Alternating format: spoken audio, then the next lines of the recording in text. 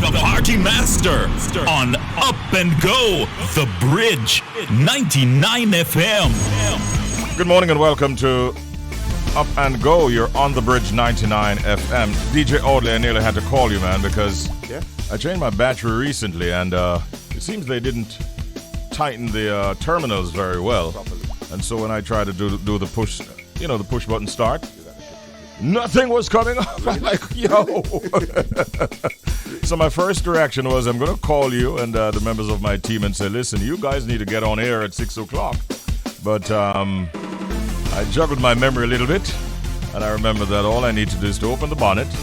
And the first thing you do when that happens is you try to do a little tightening of the terminals. How sound? Yo. Your job is at stake. Yeah. That's what's up. Good morning. We're here to take care of you until around about 10 o'clock this morning. Keep it locked. What you want is what you get, and what you get is more than you bargained for. And at this time, we have a story from the Jamaica Gleaner newspaper. Al Miller loses National Award. The government has withdrawn the national award it bestowed on popular pastor Merrick Al Miller, bowing to public pressure over the decision amid the clergyman's criminal convictions and his unrepentant attitude. The development comes as Prime Minister Andrew Holness announced his intent to overhaul the selection process for the nation's highest civilian honors. It has been rescinded some time now, confirmed Dr. Harris Chang, Deputy Prime Minister and Chairman of the National Honors and Awards Subcommittee of Cabinet, the group which recommends awardees. Chang said on Wednesday that he could not discuss the issue further because it was a cabinet matter. Miller was among 144 awardees named on Independence Day.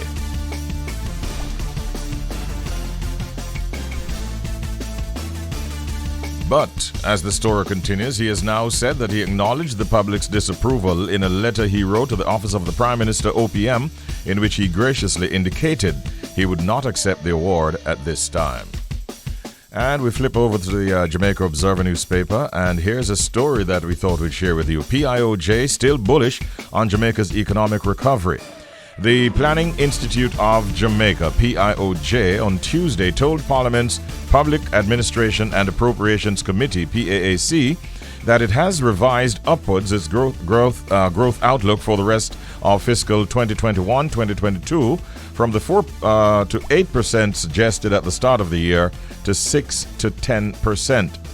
PIOJ Director General Dr. Wayne Henry told the committee reviewing the recently tabled first supplementary estimates for 2021-2022 at Gordon House that it has also accepted the 14.2% economic growth figure for the April to June quarter and is convinced that the outcome at the end of the fiscal year will show the new prediction of 6 to 10%. Henry said that the stronger than projected recovery in the economy in April to June was the largest quarterly increase since Jamaica started measuring quarterly GDP in 1996 and the first increase since July to September 2019. According to Henry, this reflected stronger than projected external and local demand, but he admitted that despite these positive developments, risks still remain to the growth forecast that can slow the pace of recovery. And we go further afield in the Caribbean. We have a story from Dominica. Dominica temporarily lifts ban on hunting of wildlife. The government of Dominica has approved the temporary lifting of the ban on hunting wildlife for 60 days. In a statement, the Forestry, Wildlife and Parks Division of the Ministry of Environment, Rural Modernization and Kalinago Upliftment said that the ban is lifted from October 1st to 2021 to November 30, 2021. During the given period, licensed hunters may hunt crabs, agouti, and monaco only. Hunting licenses may be purchased at the office of the Forestry and Wildlife Division on the Windsor Park Link Road and at the sub-treasuries in Portsmouth and other areas. And we can share with you one final story in this segment. It's headlines across the bridge. And we are now hopping over into the United Kingdom. And Prince Andrew has been allowed to review settlement between Virginia Giuffre and Jeffrey Epstein. A court in New York has granted the royals lawyers permission to see the confidential agreement between his accuser and the late financier Jeffrey Epstein. Prince Andrew will have a chance to review a 2009 settlement agreement that he hopes will shield him from a civil lawsuit accusing him of sexually abusing a woman 2 decades ago when she was underage. In an order made in New York on Wednesday, U.S. District Judge Loretta Preska granted permission for Andrew's lawyers to receive a copy of the confidential agreement between the late financier Jeffrey Epstein and Virginia Giuffre. Giuffre is suing the Queen's son for allegedly sexually assaulting her when she was a teenager, claims that he has vehemently denied. And that's it for our headlines across the bridge. I got you some stories out of Jamaica, within the region, and in the Jamaican diaspora too. We have been telling you that we'll be having a very beautiful lady and an accomplished medical professional as our guest at this time. In fact, she has been a medical doctor for over 9 years. Dr. Sarah Grace Lawrence is passionate about women's health and is always promoting a healthy lifestyle. And she's here this morning to share some health tips, especially for women. Good morning, Dr. Sarah Grace Lawrence. How are you? Morning. I am doing well, thank you. How are you? I am doing well also. So nice to have you. And I've been seeing you and noting your progress. Congratulations on all the good things you have been doing. Thank you so much. Now, you are an obstetrician and gynecologist. I want to ask you right off the bat, Sarah, what is the difference? What do you do, and what's the difference between the two areas? All right, so obstetrician and gynecology is a subspecialty that is all about women's health, but it's two, right? So gynecology has to do with everything with the reproductive system, and obstetrics has to do with preparation for pregnancy, taking you throughout that period, labor and delivery. Okay, got you. Now, how often really should women actually do a physical examination, like, breast examination and pelvic exams and even pap tests, for instance? Okay, so there's an entity called the Well Woman Visit, and it is recommended that annually women should come in, get assessed, discuss with their obstetrician and gynecologist their risk factors, see what's going on with them currently, and as you rightfully said, have a part of that examination that's done, a clinical breast exam and a pelvic exam. And that is because we want to screen routinely for breast cancer and cervical cancer because of the prevalence in our population. I'm interested in finding out from you this morning, what are some of the more significant health problems that Jamaican women actually are currently facing?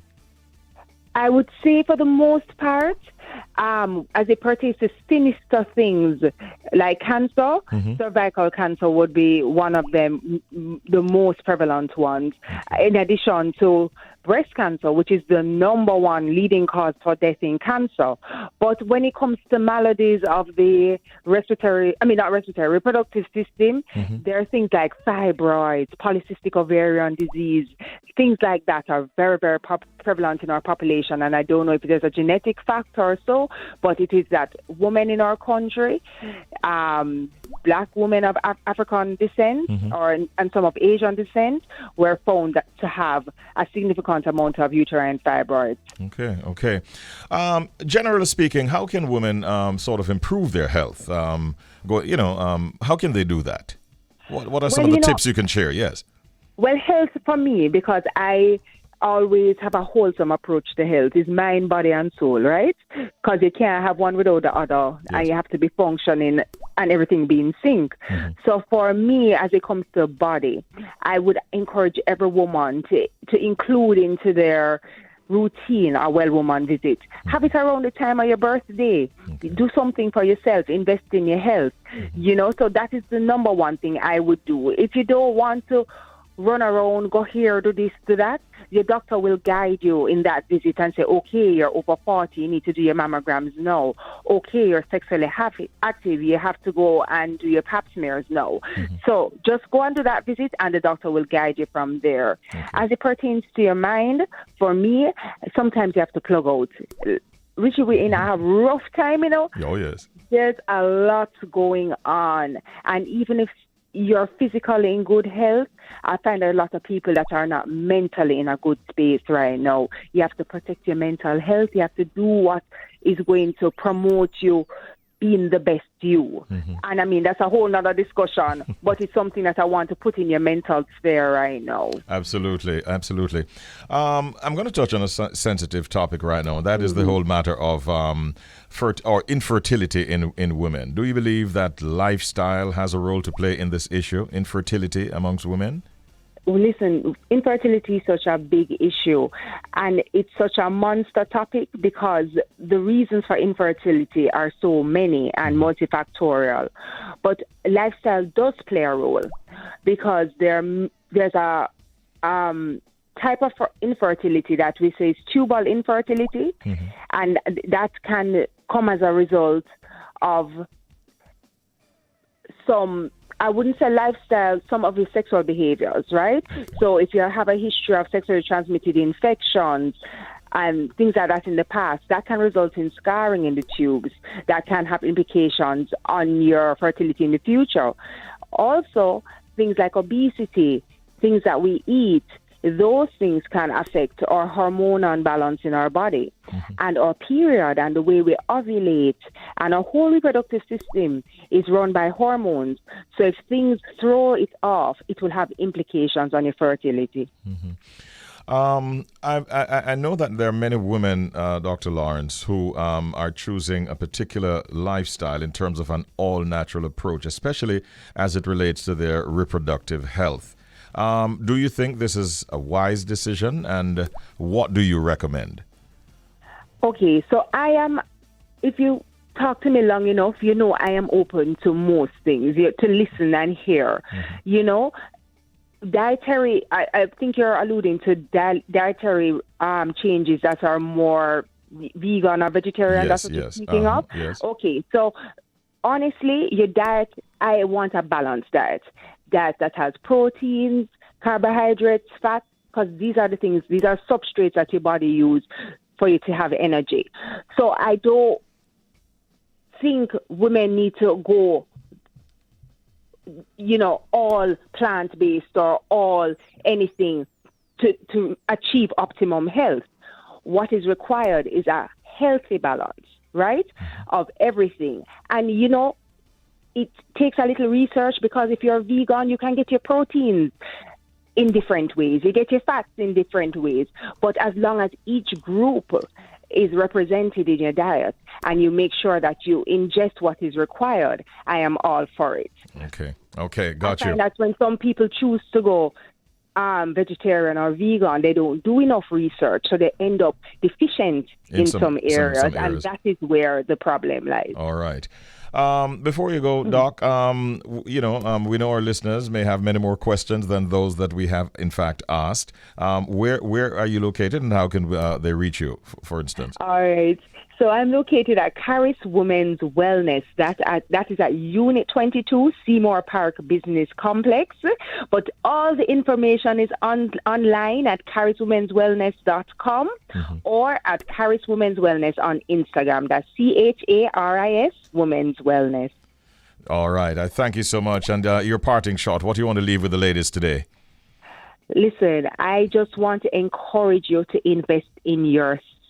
As women, we always put in our job, our families, everything ahead of us, but we can't pour from our empty cup. So ladies, invest in yourself, invest in your health, and start today. Thank you so much, Dr. Sarah Grace Lawrence. Have a good day.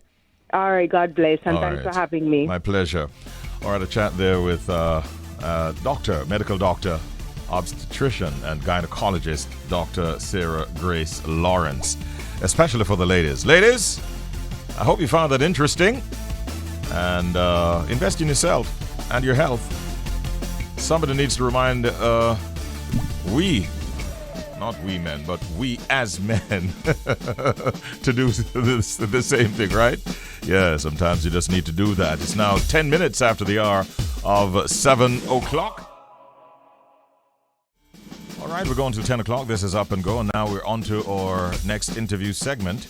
And we're pleased to have Dr. Joan Pinkney, a counseling psychologist, to share space with us and to have a conversation.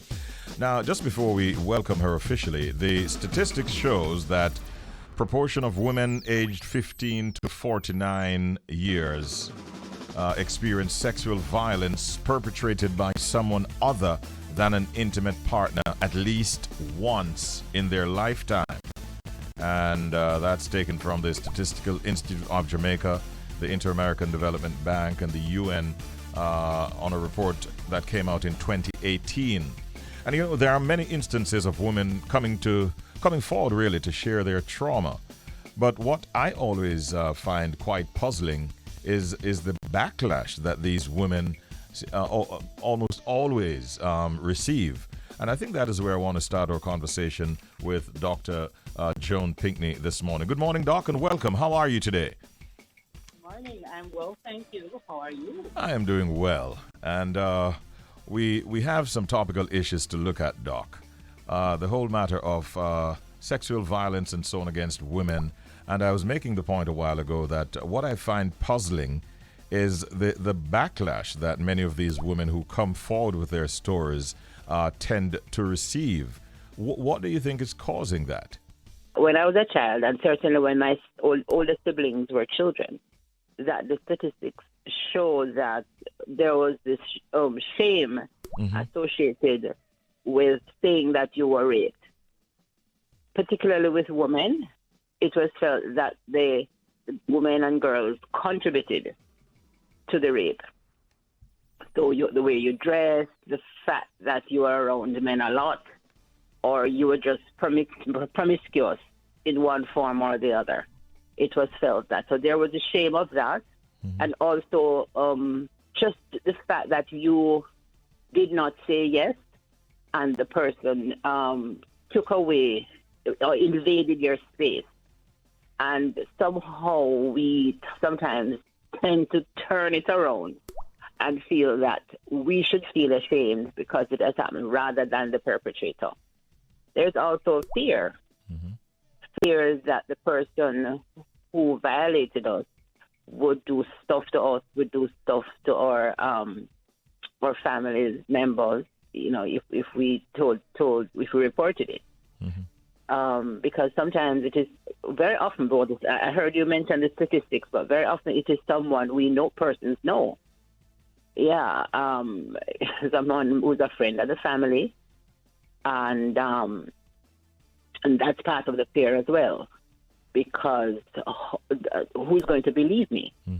And so there's a fear of speaking of it because of what the repercussions might be. I remember a young lady saying to me that her mother's brother raped her. And when she told her mother says she don't want a disgrace in her family. Yeah. So they're trying to protect the family and totally ignoring the pain and, the agony and all of that that this person would be experiencing. So it is all of this fear, as you described, that is maybe making some women, do you think, take a long time to come forward with their information, and then many people ask the question now: why is she just coming forward? But this should that be the first response to a rape victim coming forward? Absolutely not.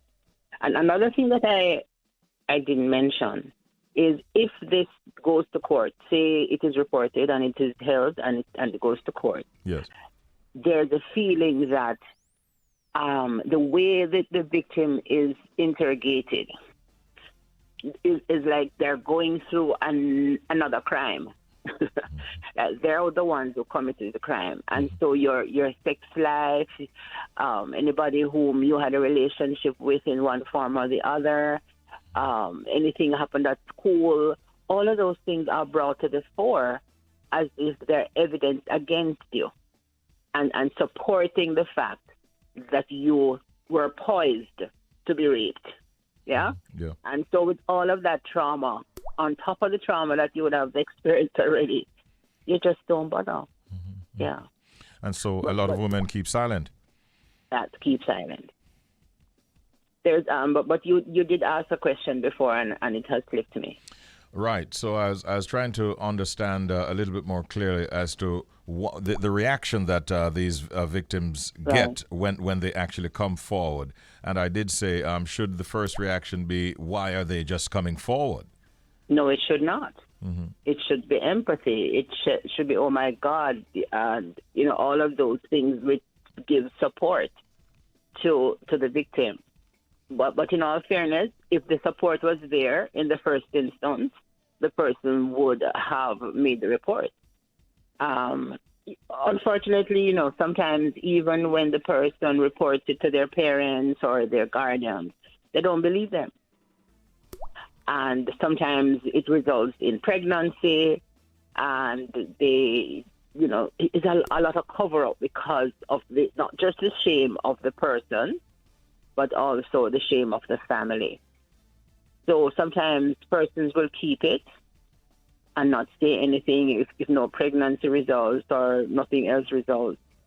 But they're dying with the pain, the inner shame, and all of those negative emotions.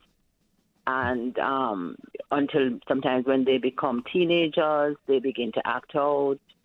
Yeah. So sometimes it's all of that. And persons, as you said, why are you just talking? Why you never did talk before? Mm-hmm. But if there was a safe space where they felt that they could speak with the parents or the whomever who would have been in charge at the time, then it would have made a difference. Mm-hmm. Yeah. But you're right. The first question is why you never did ask this, say something before. And also, as you indicated earlier, the questions like why was she there in the first instance? Exactly. Is it why did she wear that outfit and so on? Exactly. What can we do to change these perceptions, though? I think education is the key. Education is key. Certainly for the next generation, we need to let persons know that when sexual assault or in rape or any kind of sexual assault, that you are violating the person's rights and that the person has a right to say no. That, if it is reciprocated, all of a sudden persons understand. Mm-hmm. But when it is not me, it's the other person. So you treat it with that kind of disdain and question. But I think education to try to help persons to understand what rape is, mm-hmm. and how the long-term and the short-term impact of it, and how it can just invade your life if you do not get adequate intervention. Mm-hmm. And that's the sad part about it too, is that very often intervention does not happen. But I think we have made some inroads, because we do have agencies like the Victim Services Division, where you have been violated in that regard, or any kind of crime. But let me speak specifically to sex crime. You can make a report to the police, of course, and and the Victim Services Division will, and there's an agency or a branch, if you will, in every parish in Jamaica, and you can go and make a report. And there is intervention, mm-hmm. and sustained intervention, not just a one-off. You can get help, and you can even get assistance if you need to go to court and that kind of thing. So the government has in place, and it is all fully subsidized by the government. Okay. So that is there. So to the women out there who are maybe suffering in silence, fear of being ridiculed by maybe family members and even friends, the fear that maybe no one will believe them. What mm-hmm. would you say to such an individual this morning? I think they need to start by recognizing that it's not their fault.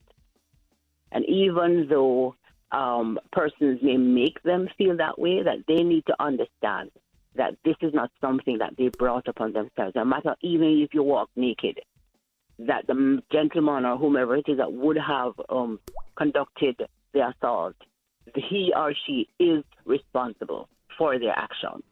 And you should not take responsibility for someone else's action. And so start off by recognizing it is not your fault. Mm-hmm. And the shame that you feel will come because of sometimes some of these girls are virgins, and so you've been robbed, and so all these emotions will flood.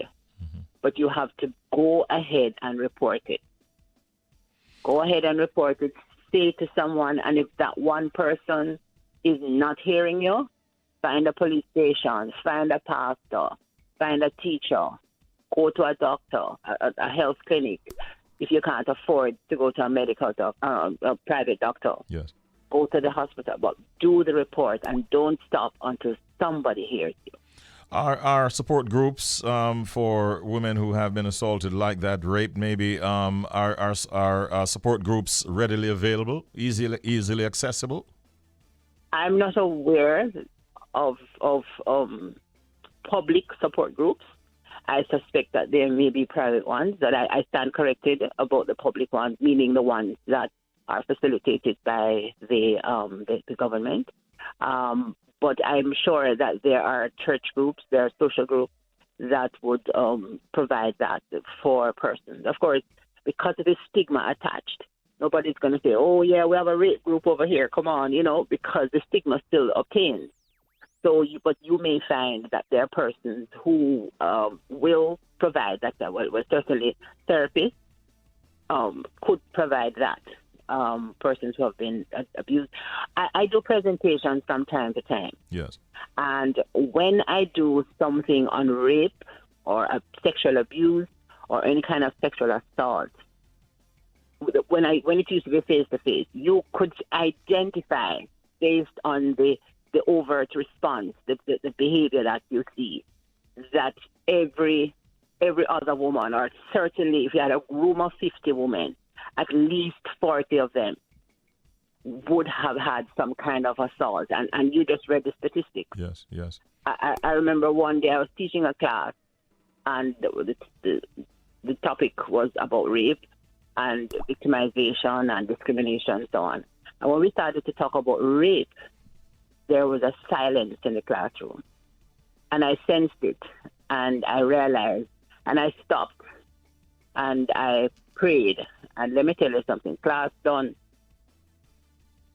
90% of the persons either were victimized or knew of a close relative who was, or had a close call of being victimized. Mm-hmm. So it is more prevalent than is reported, which is so sad. Yeah, but I want to encourage persons, don't sit down and be quiet. Talk to someone, and don't stop until someone hears you. Wonderful words of advice coming from you today. Thank you so very much, Dr. Joan Pinkney. We appreciate the information you shared with us, and we wish you a great day today. Thank you. Thanks, and the same to you. All right, we appreciate that. Thanks. All right, a chat there with Dr. Joan Pinkney, a counseling psychologist, and we hope that you found that to be useful.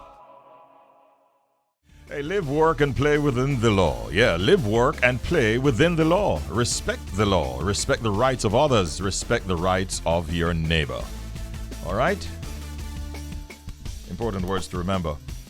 What is going to be happening? You know, the liquor industry is suffering from supply chain issues. You realize that? And I don't know. I'm trying to figure out what is going to happen between now and Christmas. Because there are a lot of products that people are having a hard time getting their hands on. And some of the both high-end and low-end products in the industry.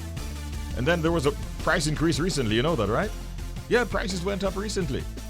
Brews and all these brews and so on, prices went up. The beverages, they had their own increases a few weeks ago as well. So I thought, okay, well, maybe the fact that prices change up now and thing, maybe the supplies would now get back to normal. Not yet.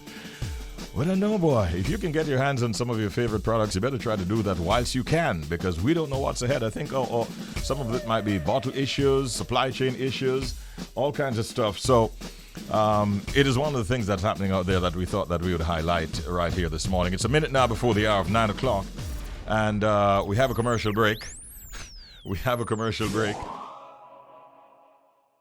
All right, Michael McNaughton, good morning. How are you? Hey, good morning, Richie B. I'm well, man. How are you doing? Not too bad at all. Thank you for your patience and understanding. We're happy that we managed to get this little technical hiccup sorted out. Congratulations on what seems to have been a fantastic event that was staged yesterday. Yes, thank you very much for the congratulations. I hope you and your listeners did tune in. I think for us at Amber, it probably is one of the best executed such virtual webinars that we've seen in our market. I understand you had participation from about 30 countries, Michael. That is fantastic. And some big announcements were made also. What can you tell us about those announcements that were made yesterday?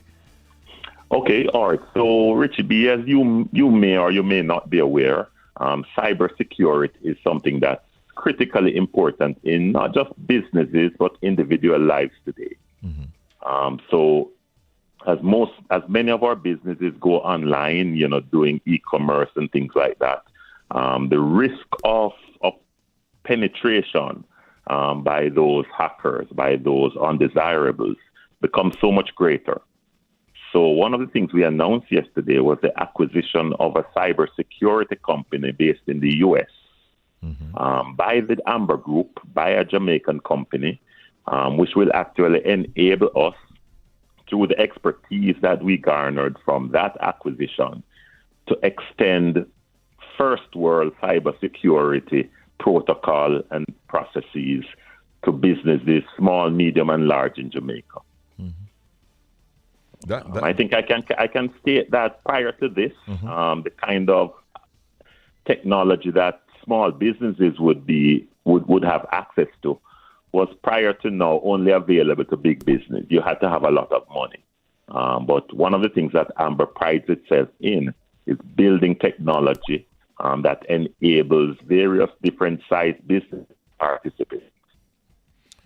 I understand that one of the attendees was one Dalton Fowles, who is the country manager for Mastercard, and a major partnership was announced where Amber Innovation will develop an Amber Tap, which is sort of a payment solution. Can you tell us some more about that? Okay, so that again is, an innovation. It will be the first time a solution like that is deployed in Jamaica. So we all are accustomed to going to our favorite retailers, taking out our credit cards, and they swipe it on a terminal, or they insert it in one of these point-of-sale terminals. And in recent times, you actually tap the card against the terminal.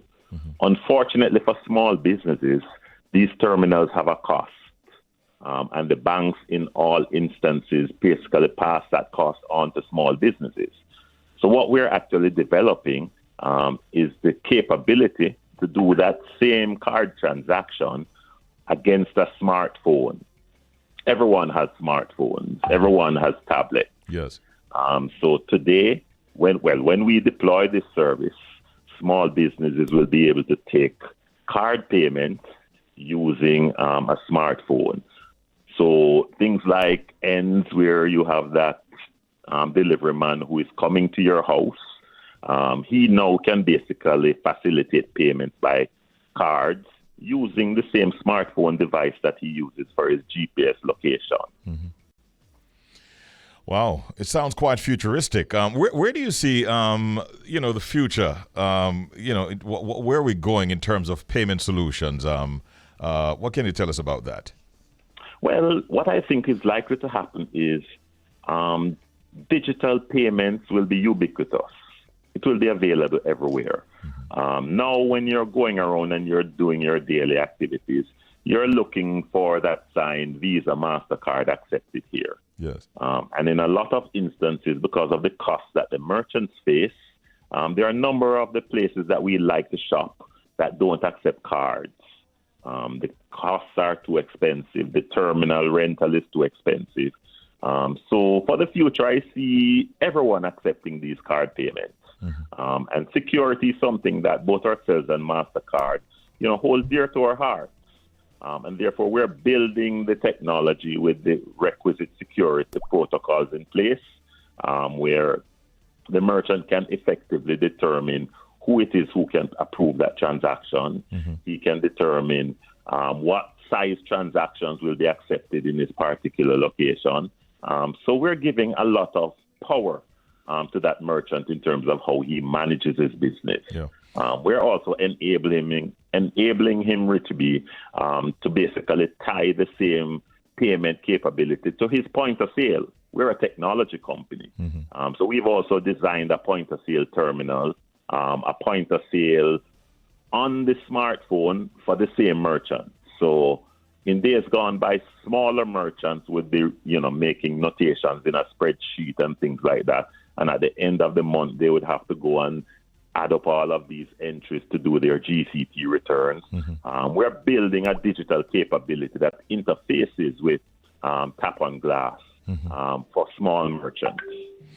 Well, that is like music to my ears. I'm sure that a lot of our listeners are appreciative of those developments. You place a lot of emphasis at the Amber Group on filling what you might call technical gaps in small companies especially. And I get the feeling, Mr. McNaughton, that you place a lot of emphasis on helping the SMEs, future-proofing their companies and so on. Why is that an area that you place a special attention on? Okay, so we do have a vested interest in the development of the markets in which we're in. So we're in Jamaica, and we do have a vested interest in the advancement of technology, in the advancement of commerce in Jamaica. And I mean, efficiencies are something that we basically, are trying to enable through our technology. Obviously, we're a business, and we are soliciting building relationships with the entities that we develop for. So as a result of that, we will build an app for Richie B today, knowing fully well as his business grows, it will become a website. It will become a CRM solution to basically enable him to understand the likes and the nuances of his customers. So we're building long-term relationships, yes, which are aimed at not just enhancing our business, but enhancing the business of our clients and enhancing the business of the countries in which we operate. How important do you think, it is for SMEs to access cloud services, and can you assist SMEs in that regard? Okay, so thanks for asking that question. We also announced yesterday a partnership that we have with Amazon Web Services, which basically enables businesses, again, small, medium, and large, to access host services on Amazon. And you know Amazon. Amazon, they would have the requisite redundancies. They would have the requisite controls. They would have the requisite security.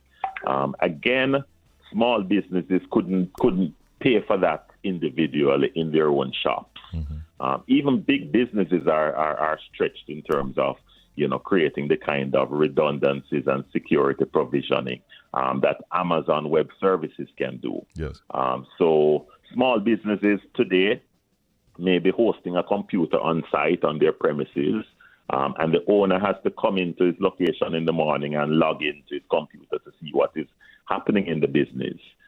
With hosting it in the cloud services, he can stay at home, wake up at 6 o'clock in the morning, log in using his smartphone, his tablet, or his computer, accesses all of the data on his business, and see what is actually happening in his business real time, whether he's here in Jamaica or he's on a business trip overseas.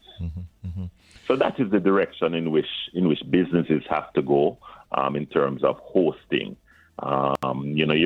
We've all heard the sad cases of the computer crashed, and they had to go in and they had to rebuild their database. With the advent of cloud services, you have redundancy. So there are 2 or 3 backups that are geographically dispersed all over the world. So that is yesterday's news. All right. Michael, I have to ask you this question. You run a business, Amber, and you are in many countries with a diverse workforce and rapidly emerging solutions. What does it take to manage an entity like this? Well, thankfully, Cliff, we're a technology company, and I keep saying that. It may sound, blasé, but we're a technology company, and we have our team members who are, distributed all over the world. Some are in Mexico, some are in India, some are in South Africa, some are in North America. And we have meetings just like every other business. But technology does allow us for meetings to be as effective as if everyone was sitting in the same room. And the beauty about the business, as dispersed as we are able to garner the benefits of the various cultures, the various different types of business operations. Some of our clients are actually in different time zones. So it really works for us. So I will say that, while the dispersion across the world in terms of my team may appear onerous to, an onlooker, it actually does work. And we put the necessary things in place to make sure that it doesn't compromise our business in any way. You're doing a fantastic job of it. Final question for Michael McNaughton. What motivates you to go to work every day? Well, the satisfaction of using technology to solve business problems. We don't just build apps. We don't just build websites. We become partners with businesses. We provide solutions. We help them in terms of the type of technology that they should be engaging in. And that does give me some satisfaction. Working with a qualified team, a team of young, bright, energetic persons, and seeing them grow with us is something that also gives me satisfaction. 2 weeks ago, we actually had an initiative where we granted, and I'm saying granted, it's not an option that they have to pay for. Yes. We granted every single member of Amber's team, over 300 persons, shares in the business. Oh, fantastic. From the helper at my location in Kingston to my driver to the executives. Oh, fantastic. So they all have a vested interest in the success of the business. Yes, that is great. That is great to hear. I want to commend you and your team for all that you have been doing. I wish you continued success, Michael McNaughton. And it was really a pleasure talking with you this morning. Have a good day, and we'll be talking again, I'm sure, soon. Thank you very much, and thanks for having me. All right, our pleasure. A chat there with the managing director of Amber Group Limited. In a sponsored segment, we spoke with Mr. Michael McNaughton. Right now, ladies and gentlemen, it's the moment of truth. You've been waiting for this moment. Telephone numbers to call. The number to call, we have several lines. Once you dial one number, it gets distributed to several numbers in the studio. And the number is 876-676-4996. That is the number you need to call right now if you'd like to participate in our dual currency cash money giveaway. We call it the Secret Sound game, and we've got not just one currency, but in fact two types of currency, money that is, that we're giving away. $99 US is where the jackpot actually starts, and then if there's no winner, it continues to climb on a daily basis by $99 Jamaican. And we started on Monday. So far, we've gotten some persons trying, they're thinking, but nobody has nailed it as yet. Can you? Well, if you can, give us a call right now. 876-676-4996. And let's see if we can find a winner. So, first of all, we're going to find out who is on the telephone right now. Good morning. Good morning. Good morning. And how are you today? I'm not bad enough. Who's calling? It's Carleen Lindsay. Carleen Lindsay. Yes, it is. Are you ready to win $99 US and 3 times $99 Jamaican, Carleen Lindsay? Yes, I do. Did you hear the secret sound? Yes. I'm going to make you hear it one more time and then I take your answer. This is the sound that you must identify. Listen up.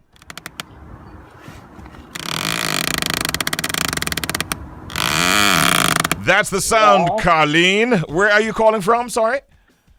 I'm calling from Bay Farm Villa. Okay, Bay Farm Villa. Locked in right now, and she's going after our jackpot. $99 US on Bridge 99 and 3 times $99 Jamaican. Wow. Oh, you could spend that money, I'm sure, Carleen. What is your answer? Is it Warthog? Is it? Warthog. You think it is what? Warthog. Hog. How you spell it? WART. Wart. H. Hog. You think it's a warthog making that sound? Yes, sir. Carlene, it's the Yes, first time that I'm getting that answer.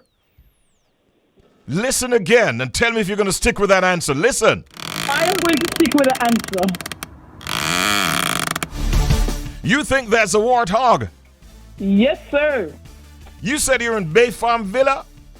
Bay Farm Villa, indeed. We never had a winner from Bay Farm Villa, have we? No, we haven't. This is Carlene. She says it's a warthog. And I tell you this much. Carlene! Yes, sir. Going after $99 US and 3 times $99 Jamaica, the only dual currency giveaway of its kind in Jamaica and the region. You are not right. Oh, my God. Sorry. It's okay. It's okay. Take care. Try again, Carlene. Wow. I tell you, not right. It's not difficult when you get right down to it, you know. And people are thinking too hard. I think they just need to relax. You need to be in a state of relaxation in order to get this right. Give me the sound again so we can make them hear it. Oh boy. What sound is this? That's the sound. Not difficult. We take your calls at 8:30 in the mornings, 876-676-4996. Thank you very much. Carlene was the lucky one who got through, but guess what? She's not the lucky one with the winnings. So we'll get a chance to. You have another one? All right, we're going to take another one. We're just about to wrap it because we know it's a 5-minute block, and we're going to see what this person thinks. Phone lines are flashing away. Producer gets a chance to do the quick screening, and then we put the call on the air like this. Good morning. Good morning. Good morning. Good morning. Good morning. Good morning. Good morning. Good morning. Who's calling? This is Jasmine from Video. Hey, Richie, you know, easy, you know. You're going to do me the same thing. I won't treat you. I won't treat you as I would say as good as I treated Carlene. You might want to say as bad as I treated Carlene. But You never change. what is your name? This is Jasmine, Video. All right. Did you say Rosman? No, Yasmin. Oh, Yasmin. Yasmin, right? Yes, yes. Okay, Yasmin. Nice hearing from you. And do you think you have the answer to my question? What is the secret sound? Yes? I'm going hard too. I'm going for animal, a dolphin. She says, listen, hold on. She says it's a dolphin. Yasmin, hold on. She's going with an animal. She says it's a dolphin, you said, right? Yes, sir. Vineyard Town is waiting to celebrate, but it's not that time yet. It's not right. Thanks for trying, Yasmin. Try again sometime. Right. And have a good day. Nice hearing from you, Yasmin. 24 now before the hour of 9 o'clock. And we try to our best to give away $99 US today and 3 times $99 Jamaican. It didn't happen, but we will get a chance to do it one more time. If I follow my producer, you know, we keep taking all of these calls because the phone lines are flashing away. So she says, I see her saying, yeah, we'll take them tomorrow. Because ideally, it's like one person gets an opportunity. We might squeeze another one in. You have to be on time because we're out of time right now. Try again in the Secret Sound game tomorrow. I don't know if any history teachers out there who can assist me with this because I'm trying to figure it out. You might want to do the same. Let me tell you some stats and facts, and you're going to find this quite startling. Now, Abraham Lincoln, it's about American history. Abraham Lincoln was elected to Congress in the year 1846. Fact. John F. Kennedy was elected to Congress in the year 1946. Okay, what's that? 100 years later, right? Okay. Now, Abraham Lincoln was elected president in 1860. John F. Kennedy was elected president in 1960. Something's happening here. Let's go on a little further. Both of them were particularly concerned about civil rights. Both of their wives lost a child while living in the White House. You want more stats and facts? Let me tell you. Both presidents were shot on a Friday. This one is serious. Both presidents were shot in the head. Now it's getting even more, it's getting weird right now. President Lincoln's secretary was named Kennedy. You guessed it. President Kennedy's secretary was named Lincoln. No, we're students of history. This one didn't escape my notice. Let me tell you some more. Both of these former presidents of the United States were assassinated by Southerners. The successors of both of these presidents are named Johnson. Andrew Johnson, who succeeded Lincoln, was born in 1808. This is frightening now, actually. Lyndon Johnson, who succeeded Kennedy, was born in 1908. You want to hear a little bit more? I have a few more to tell you. This is serious. John Wilkes Booth, who assassinated Lincoln, was born in 1839. Lee Harvey Oswald, who assassinated Kennedy, you guessed it, was born in 1939. Oddly, he's unbelievable. The man is speechless. He's singing like Michael Jackson over there. Speechless. Yeah, these are some serious stats.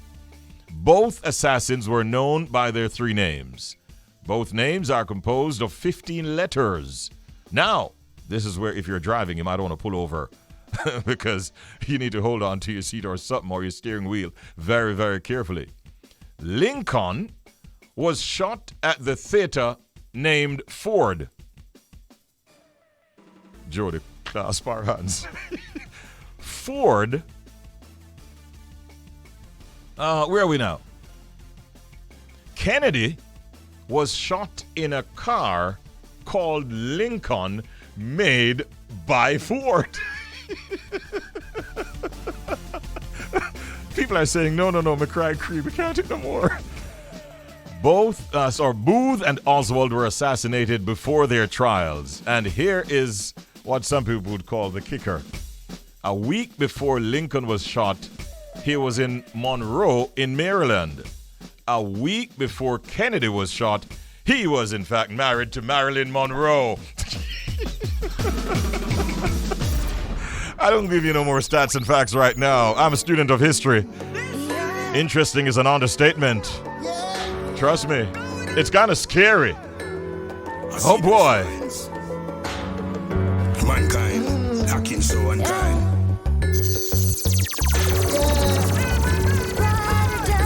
Almighty all time. Well, I'm dreaming of a new tomorrow. Hope that history can change its course. I'm going to play this song from the top. There's only one more stat and fact that I'm going to give you right now on this matter. Lincoln was shot in a theater and the assassin ran to a warehouse. Kennedy was shot from a warehouse and the assassin ran, you guessed it, into a theater. Right now it's 19 minutes on the downside of 9 o'clock. A few things that came to my attention. One of them has to do with the announcement that came recently of the vaccine that has hit the world market. The World Health Organization has recommended that the world's first malaria vaccine should be given to children across Africa in a move officials hope will spur stalled efforts to curb the spread of the parasitic disease. Following a meeting of the United Nations Health Agency's Vaccine Advisory Group, WHO Director General Tedros, I'm just going to call him Tedros. Is that okay? Yeah, he spoke of it being a historic moment. So it's a big development, actually, and one that I guess the world will celebrate. I hope they're not as skeptical about the malaria vaccine as they are about others that we happen to know of. But if you saw, at first glance, a name spelled Gebreyesus, I mean, how would you react to that on air? You don't even get a chance to rehearse it. Let's go further afield. Jacure is seemingly going to spend his birthday behind bars. And one attorney out of Jamaica is theorizing that he could face up to 15 years in prison in the Netherlands if he's convicted on the charges that have been levied against him. So he'll be spending his birthday on the 11th of October behind bars, as a judge in the Netherlands yesterday placed him on remand for 14 days while police there investigate allegations that he stabbed a promoter. The promoter in question goes by the name Ricardo Papa Blake, and he heads the Roots Vibes promotion. It is alleged that Jacure was arrested following a stabbing incident in Dam Square, Water Square, in the city of Amsterdam. And that happened on October 1, it is alleged. And he has been arraigned. And we understand that charges mentioned were attempted manslaughter, aggravated assault, or attempted aggravated assault. One local attorney, Christopher Townsend, basically says he could face up to 15 years in prison. And according to Christopher Townsend, sentencing will depend on the circumstances of the offense or offenses. And the attorney said the judge will have to do a balancing act to see what are the circumstances so as to arrive at a particular sentence tailor-made for a particular offender. If not attempted murder, maybe manslaughter, and it is only an attempt because apparently the person did not die. He says if it is there was provocation, it is not murder anymore, but attempted manslaughter. And he also continued to say if there is other evidence against him that's found credible, then there certainly will be aggravating circumstances as it relates to sentencing, because it would mean that the offender, having thought about it, then engaged in its execution.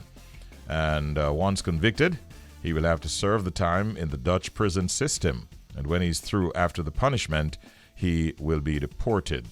And we all are hoping that Jacure is trying to surround himself with good attorneys at this time, as he's in a spot of bother. Another item that came to my attention came via one of our listeners in New York City. When I saw the message right at the start, she says, "What the heck is wrong with Mr. Vegas?" So it kind of caught my attention. I'm like, what's going on here? She says, he's going to get himself in trouble, So I said, what's up with that? What did Mr. Vegas do? And she's basically saying that he published a birth certificate of the daughter of a popular entertainer, and is making notes with it that she was born to a teenage mother who was 15 years old at the time. And we don't know what has encouraged Vegas to publish that at this time. So it's information that we're getting, and people are reacting already. It seems to have taken off on social media, and there are many who are angered by the move by Vegas, while others are in fact seemingly applauding him. No word from the entertainer who was singled out in that post. Another person out of Atlanta sent us a message to say that at the rate Mr. Vegas is going, he might want to come out and state who he thinks might have abused Tanya Stevens. So I don't know. We're just giving it as it is, and we wonder sometimes about some of the actions that are taken. Let good sense prevail. Ladies and gentlemen, it's 25 minutes after the hour of 9 o'clock. Richie B, the party master, on Up and Go, The Bridge, 99 FM.